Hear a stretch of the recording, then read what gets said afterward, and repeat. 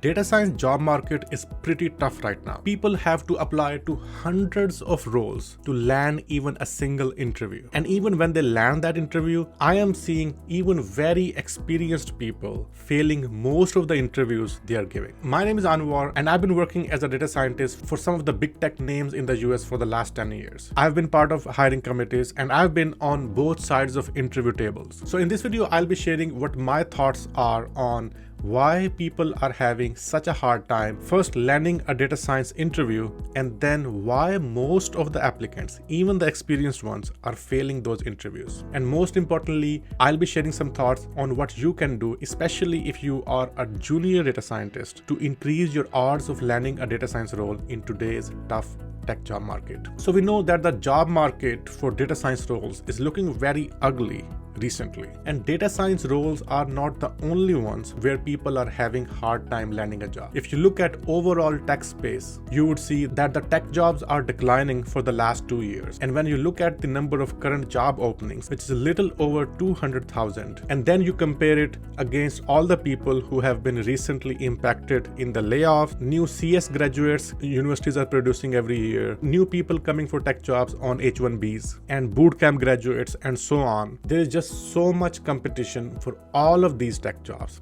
So data science is not an exception in this case. Pretty much every tech sector is going through a hard time where people have to compete against hundreds of other applicants. Some of them are really good. For example, people who have been recently impacted from some of these big tech companies. So your odds of landing a job are actually not good when you compare yourself against all that competition. So overall, for all tech jobs, there's a lot of competition. But when I look at the data science roles, the competition is even more. And the reason is that with the advancements in Gen AI tools like ChatGPT and Google Gemini, AI is now accessible to everyone. Everyone sees the benefit and the future of it. That is why there are a lot of people from the tech industry and outside the tech industry which are trying to learn AI, ML, data science and try to get into these fields. And all that influx of new people has made the data science jobs even more competitive, and there are even more applicants for these roles.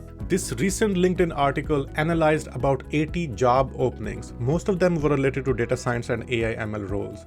And it showed that there were more than 1,000 job applicants per single job for each of these jobs. Now, of course, that's a lot of competition on the tech jobs. Now, since companies are getting in a lot of resumes for all these open jobs, your resume really has to stand out. And when you get called for the interview, your performance in the interview should be significantly good because you would be competing against all these people. Some of those people would have a very good resume. Some of those people would have a lot of industry experience and have much more technical knowledge. And since companies have a lot of variety to pick from, even when you look closely at the job description, you would see that for data science roles, they are putting in pretty much every skill set they can think of. Look at these two job descriptions I've got from LinkedIn. They want AI and NLP experience in most of these libraries. They want proficiency in Python, SQL, R, PyTorch, TensorFlow, EDA, MLOps. That is just so much for a single person to know. Let's look at this one too. Again, you need to know all the concepts of AI ML. You need to know the deep learning frameworks. You need to know the cloud platforms. You need to know the SQL. There's just so much they are putting into these job descriptions. So when you are preparing for these interviews, it is very critical that you have a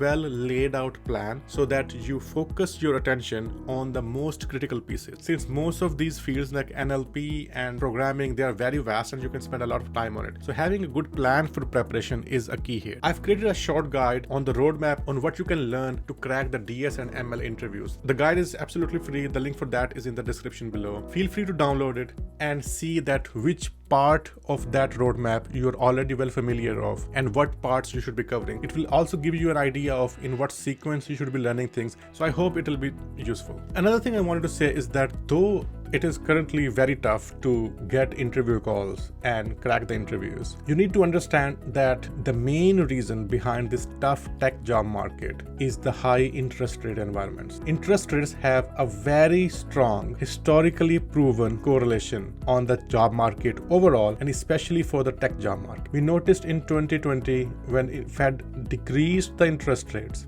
the tech job market boomed. And when they increased the interest rate in 2022, the tech job market started going downwards. And that is why we are seeing the tough tech job market today. The good news is that Fed has recently started decreasing the interest rates again. They have decreased it by 0.5%.